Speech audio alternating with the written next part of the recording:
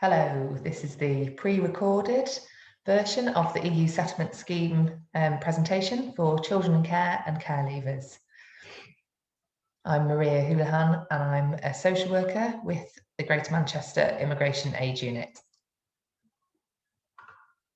So we are a voluntary organisation mainly made up of solicitors and immigration caseworkers, and we provide advice and representation for people subject to immigration control. We're particularly focused on supporting people made more at risk because of their immigration status. So people like separated children, people fleeing domestic violence, or people who are homeless and destitute. And that's where I come in as a social worker. So our contact details are there and our website's there. I'll give you my email address at the end if you need to get in touch. So what I'm going to do in this presentation is just provide a brief overview of the EU settlement scheme and the process and the deadline. I won't go into too much detail about the process because that can be found online elsewhere. I want to highlight the role of local authorities in supporting children through the process. We'll discuss some complications that can arise and how to resolve that. And then I'm going to touch on British citizenship as an avenue for some children and young people. And then at the end, where to go for more help and advice and some resources. The key message I would say I want to get across in this session is that this EU settlement scheme is to see it as an opportunity to have a real think about immigration in general and those children and young people on your caseloads who haven't got secure immigration status. So now is a good time to be looking through and thinking, who does need help with this? Yes, there's the EU settlement scheme and we need to support the young people through that who are eligible. But sometimes it's very hard to tell who is eligible for the scheme.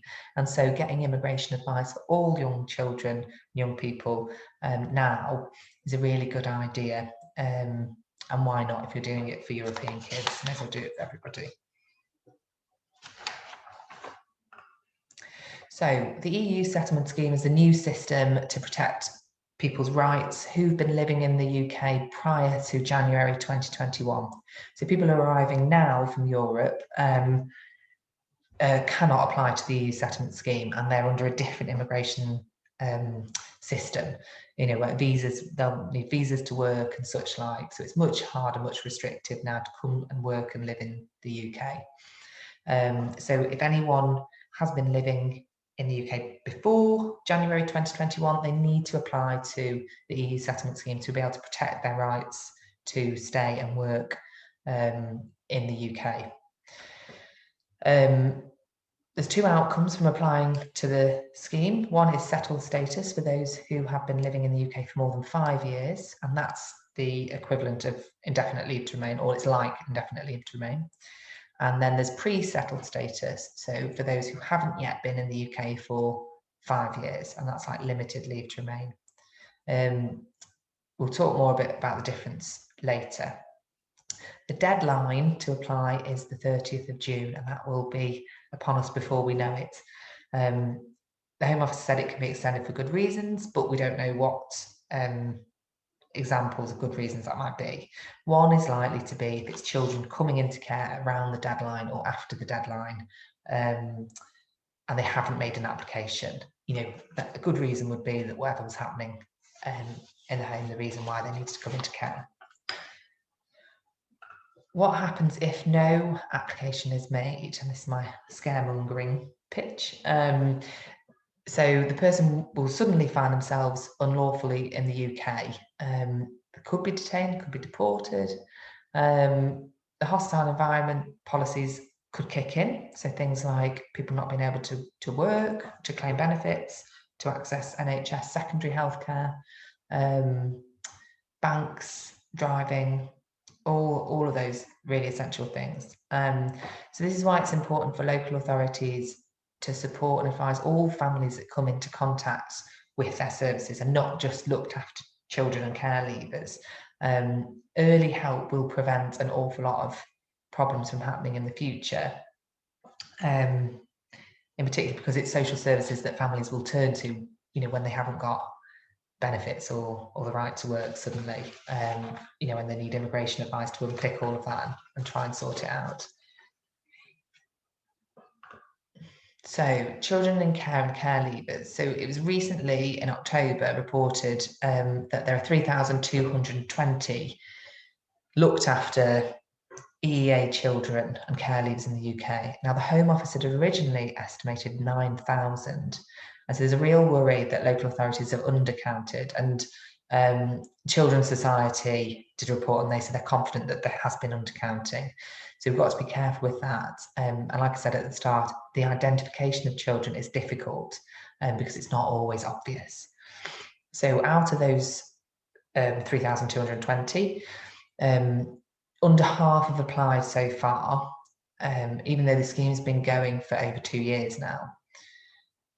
820 have got settled status, so that's quite a small number when you look at the total figure. So there's work to be done. Local authorities have got mandatory responsibilities to identify and support children who need to apply. And there could be legal consequences for local authorities who fail to resolve immigration issues.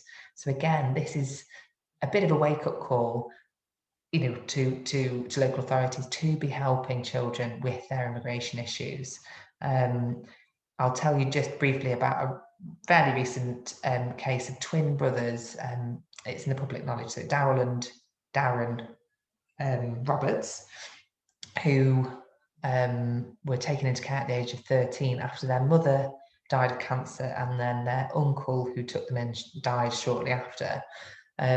They had a few unsuccessful foster placements, and both of them got in trouble with the police, and both of them had prison sentences. And then the Home Office tried to deport both of them to 2 different countries in the Caribbean. Now they were born in the UK, and as far as they were concerned, they lived all their life in the UK and felt very British, but they hadn't had their status regularised, and they'd been in care since they were 13. So there'd been no work done on their immigration status. So that's the kind of risk there is. There have been cases of children who've turned into adults and then have complained about local authorities who haven't regularised their status and haven't acted as corporate parents should do. And there've been compensation awarded, 5,000 to one child and a similar amount to another by the Ombudsman. So, sorry, that's my scaremongering push. So with the EU settlement scheme, so these are the key points from the guidance. The guidance really key reading for anyone, especially those organising the process within local authorities. There's guidance on responsibility. I'll talk more about that on the next slide, but essentially it's those where there's a care order, where the local authority has parental responsibility. The local authority has to ensure that it's done. And for other types, they have to provide as much practical advice and support as possible, including signposting and things like that. I'll go into those in more detail. So local authorities must keep record of key information used in the application process, and that's listed in the guidance. But it's things like the email address used, there's a 16-digit reference number that you get given, your answers to memorable answers to questions, things like that. And then there must be in the plans to monitor status. In particular, if someone gets pre-settled status, it needs to be in people's plans when this can be converted to settled status. And it's very important that that is at the point the person has done 5 years and not when the pre-settled status expires, which can be many years after the person has done 5 years in the UK. It's really important for care leavers to have this really clear in their pathway plans, because especially if they're going to be going on to having to do this themselves in the future. So here are the duties depending on the status of the child. So care orders, we make sure the application is done. If the child wants to do it in their own right, then that's fine, but you want to keep a record of it on your notes. Accommodated children, so it's monitoring the application process, signposting, explaining why it's important to apply, and offering practical support where it's needed. There might be accommodated children where no one has parental responsibility, and it's acting in best interest of the child and how to promote and safeguard the welfare of the child. So making sure the application's done, and I would have thought doing it for those children if there's issues. Other children and families that come into contact with local authority, so those under Section 17, again, it's to promote the scheme, identify families that could apply, and signpost to relevant support. Care leavers, again, identification of those who can apply, offering practical support and guidance, and making sure there's the information in the pathway plans of when to convert to settled status. And we're really worried that only half of the process will get done for care leavers if they go on to have to do the rest of it themselves. So identifying who should apply. Now this is probably the tricky bit, because it's not always straightforward. Sometimes it'd be very straightforward because it's someone with a European passport, but there'll be cases of people who can apply who don't know it, and it's not obvious. You know, and this is why we're saying that getting immigration advice is a really good, really necessary thing to do right now. Okay, and again, early help will prevent problems from later on. So genograms can be really helpful, and particularly helpful when referring to an immigration advisor to say, you know, who's in the family history, things like when people came to the UK will all be asked. And again, we need to think widely about who can apply. The identification process, just to state that it won't end now after you've done trawling exercise and checked your caseload, and it won't end at the 30th of June. It will just keep going. So as children come into care, these checks need to be made. You know, should they have applied to the EU settlement scheme? Did they? Or do they need other helps with their immigration advice? So embedding it into practice now is really necessary. So there'll be kids that come in to services in 5, 6, 10 years time who should have applied, you know, and if we get it right now and embed this into practice, those cases will be picked up when, you know, when all this is not a big issue anymore. Okay, so who should apply? So it's EU citizens, EEA citizens and Swiss nationals, and there's a list of what countries these include in the guidance. So the ones who don't need to apply are Irish nationals, separate arrangements there, and people who've already got British citizenship or indefinite leave to remain.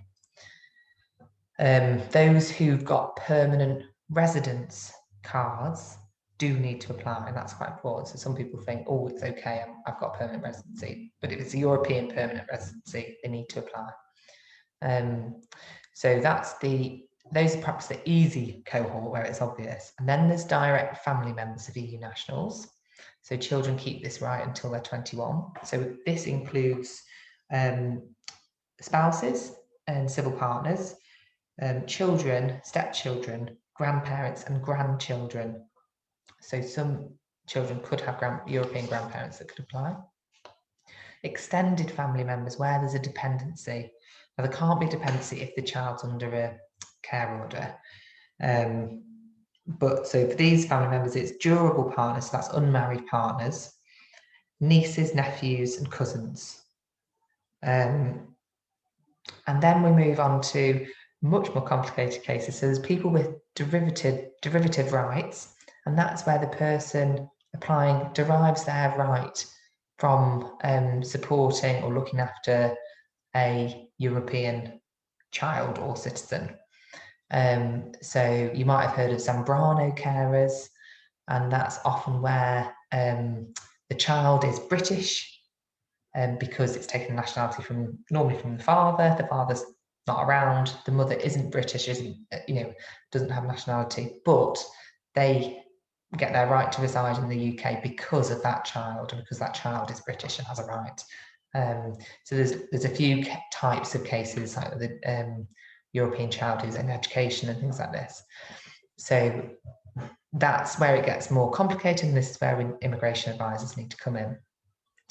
And again, non-EEA applicants not applying with their EEA family member. So this is situations where there's been a relationship, but it's broken down perhaps because of divorce or domestic violence, or the EEA family member has passed away. So there's rules about how long that relationship's been in place before the breakdown and when everyone came to the UK, but that rule exists. So again, genograms are quite good starting point, or just getting as much information as possible about the family circumstances before referring in for immigration advice. Okay, so the application process itself, there's two main ways of doing it. One's if you've got all the documents ready, and that's the simple process, and it's an online form. The link there. You use, ideally you use an app first, which is the document checker app. And you use that first to scan the documents, scan the passport. It's very clever. You just hold it over the passport and it pulls in the information, and it takes a photo of the person applying and scans the face. And then it takes you to an online form, and you can just complete that. And you can upload documents there to prove residency, and most children will need a document to be uploaded because they won't have national insurance records, which it automatically checks. So if you can't use the scanner, there you can post documents in if necessary. There are scanning centres, but they're all closed, I think, at the moment because of coronavirus. So that's the simple process. The complex process, this is where there's the ID is not available, and this will affect a lot of children that you're supporting. ID documents not available, you've exhausted trying to get documents from the embassy, trying to get a replacement passport, but you needed mum and dad present and they're not on the scene. All these more complicated links to a European citizen, so derivative rights applications, or where the family members aren't there. So these, you have to request a paper application, and you need to phone the resolution centre and explain why the simple application can't be used. There's a specific number there for local authorities to ring, and they'll ask you like the person's details and then why you're applying, and then send out the form with the person's detail pre-populated into it. Now, it's best to get an immigration advisor to help you submit those paper application forms, and they'll be submitted with a letter from yourselves explaining what work you've done, if it's to get ID documents, and why there's difficulties and why you think that child is of that nationality. And they'll put that with some legal reps. Okay, so proving identity. So the app, you can use an EU passport, a biometric national ID card from EU or UK, and the app takes your selfie. So you can use the postal route if you haven't got a biometric ID card or passport, or if it's a non-EU passport. Yeah, and then it's residence permits. So if you can't use the scanning app, if you can use the scanning app, it's quite straightforward, as long as English is your first language and you're fairly tech savvy.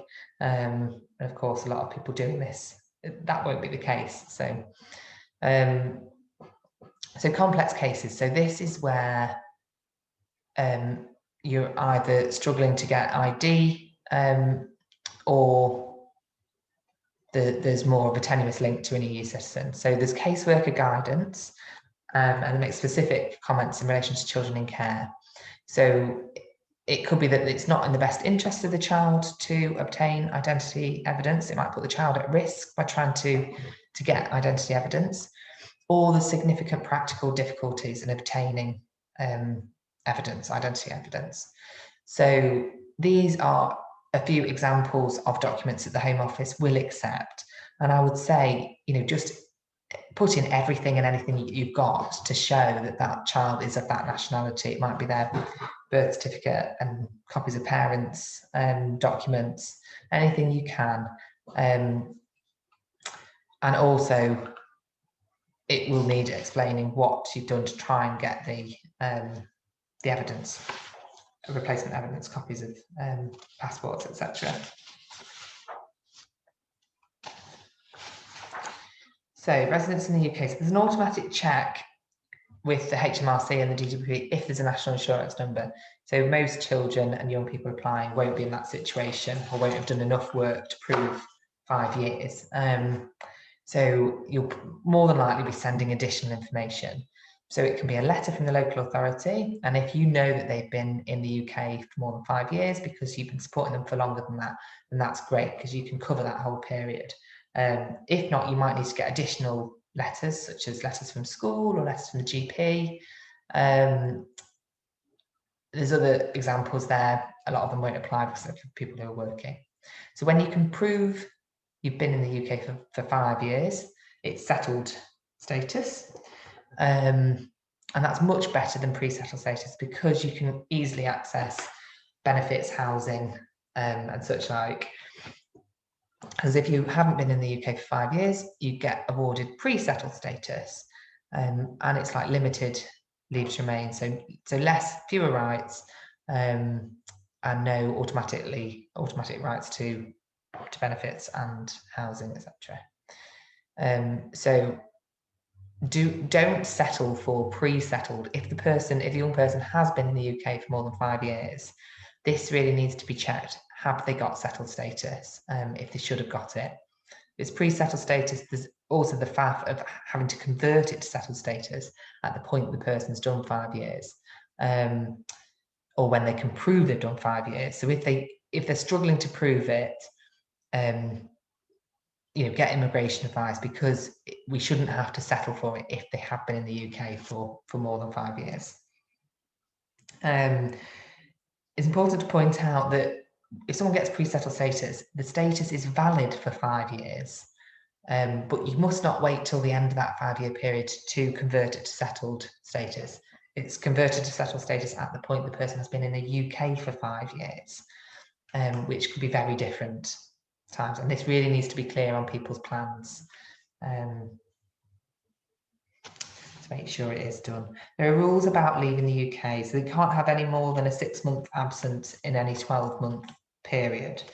Okay, so hopefully that's not too difficult to prove for young people because they would have been in school. So there's a criminality check. So children don't need to declare criminality,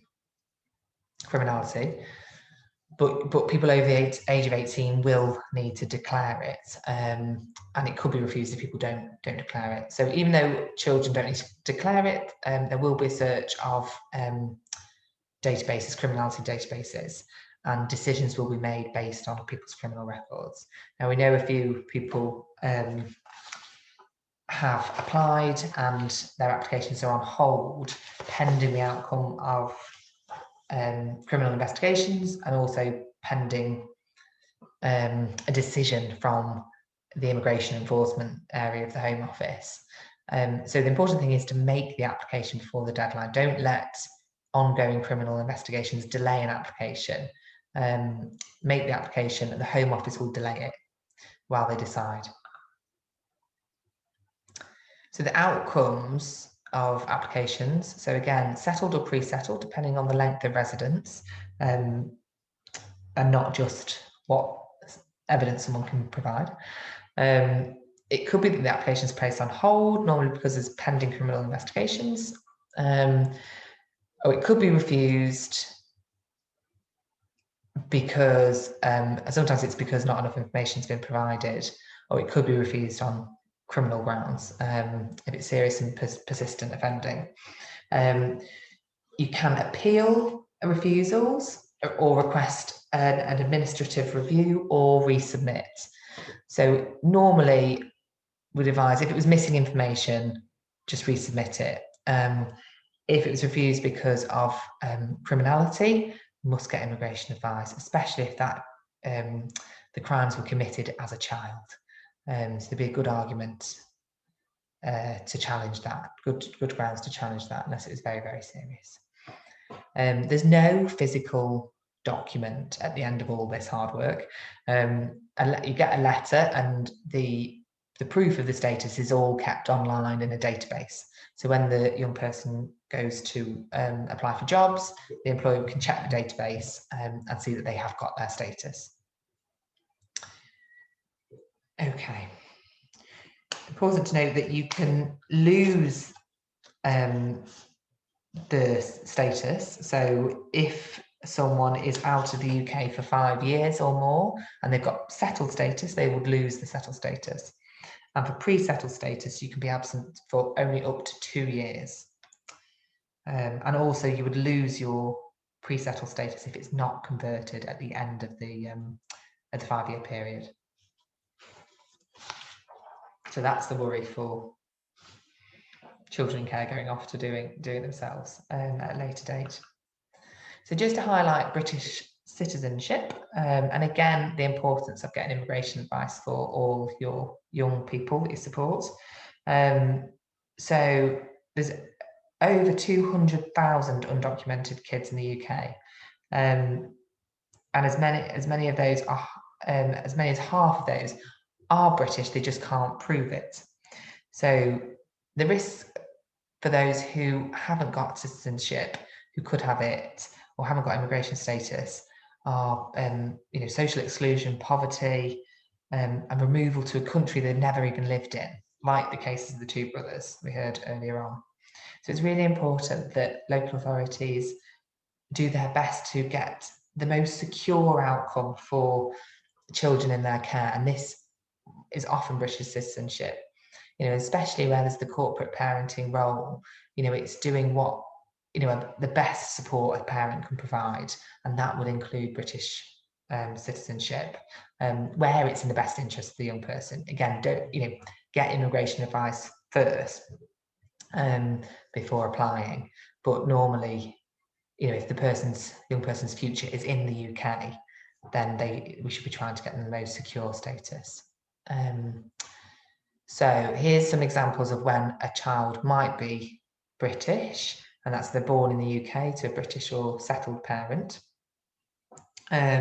Born in the UK to parents who subsequently become British or settled.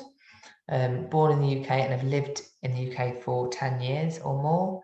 And then there's discretionary grounds, and arguably it's any child whose future is in the UK, which is quite a lot of children. So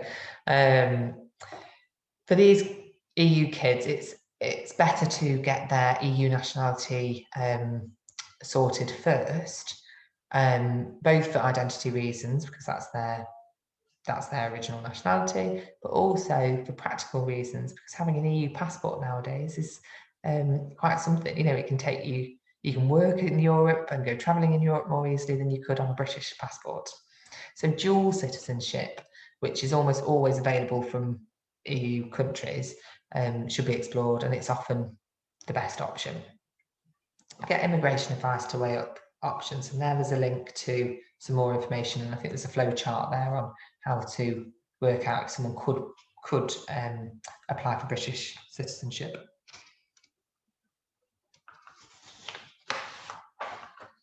Okay, so what can social workers do? So, okay, again, thinking about everyone on your caseload, have they all got a British passport? And if they haven't, what's their immigration status? What's their nationality? And what support do they need with it? So doing that in the assessment period and building that into assessments is really key. And it will get people the best support from the get-go. So things like genograms are really useful to learn about family members, and they will help immigration advisors as well when you do come to ask for support. Okay, ask and explain why you're interested. I think in the past, social workers have, been reluctant to address immigration issues because we don't want to be feel like immigration officers and frighten families away.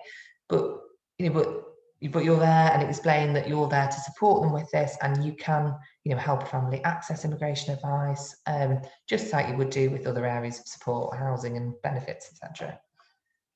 Okay, get advice early on for families. So duty solicitors, any outreach workers, any nice immigration charity workers like ourselves. And then think about children on your caseload now. What do we need to do to support them? Managers, supervisors, build it into supervision, and ask the question, what's this child immigration status? Do we know what nationality they are? Have we got the proof? Okay, and then lastly, some information on further advice and support for families. So the Liverpool Law School has produced a child-friendly guide to the EU settlement schemes. That would be really useful to explain to young people you're supporting.